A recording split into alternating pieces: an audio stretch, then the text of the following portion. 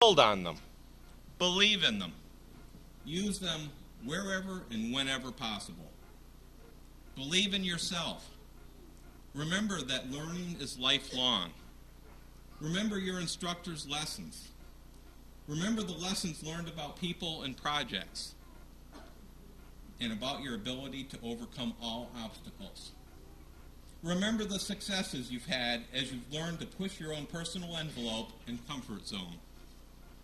And always remember, your achievement at ITT is one of the few things that no one can ever take away from you. All that being said, we absolutely respect what you've just achieved. Congratulations, graduate candidates. Thank you.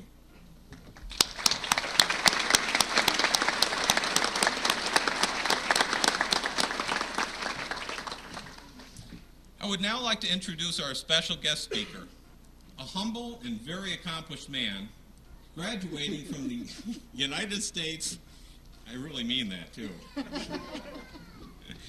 graduating from the United States Air Force Academy with a bachelor's degree in engineering management and receiving his master's in business administration from Oklahoma City University.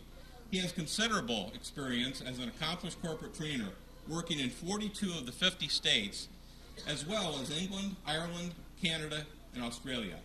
He's also flown a plane faster than the speed of sound and has run another one off the end of a runway. This brief intro hardly scratches the surface of the exploits of this amazing guy. Please welcome Mr. Joe Nenneker, our Associate Dean.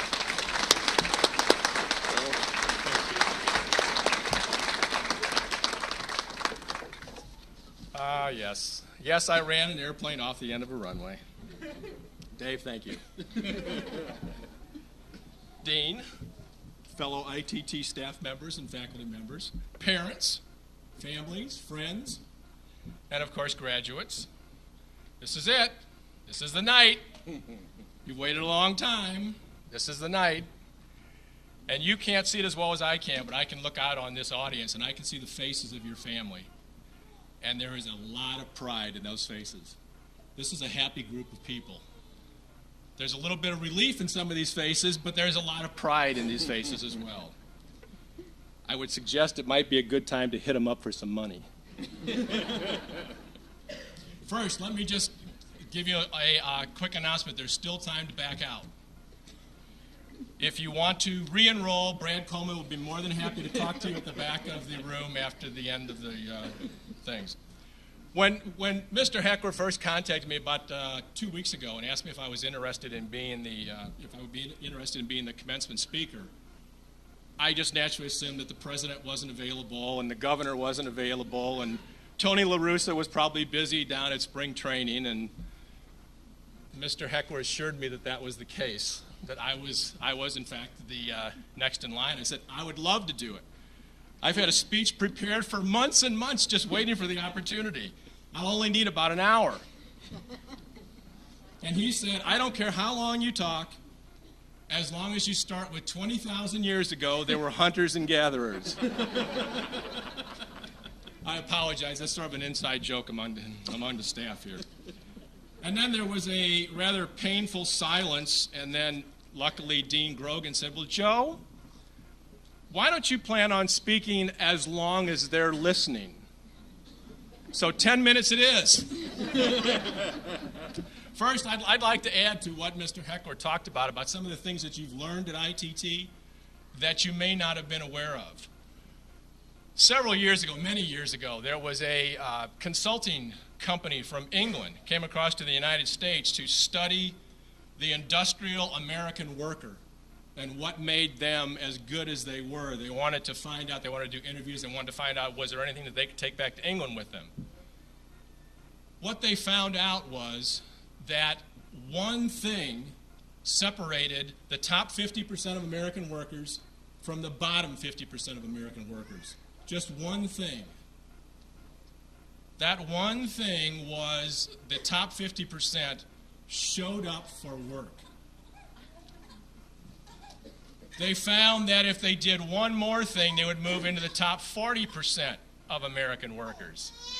The top 40% showed up for work on time. The top 30% of American workers did one more thing. They moved into the top 30% by showing up for work on time, ready to work.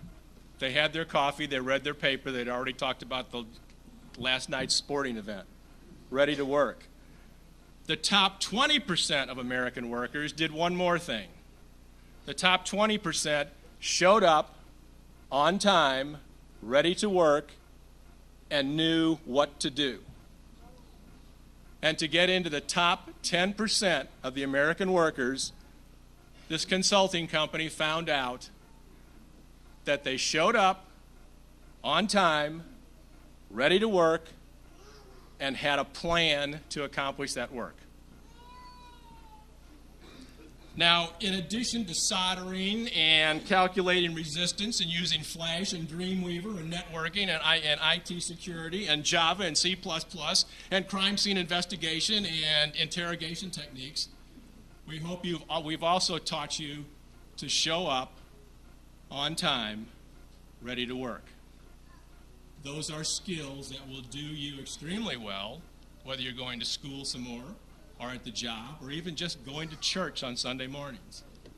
Those are some skills that you may not be aware of, but they're valuable. Then there's some things that you learned at ITT that you may not have thought you were going to learn at ITT.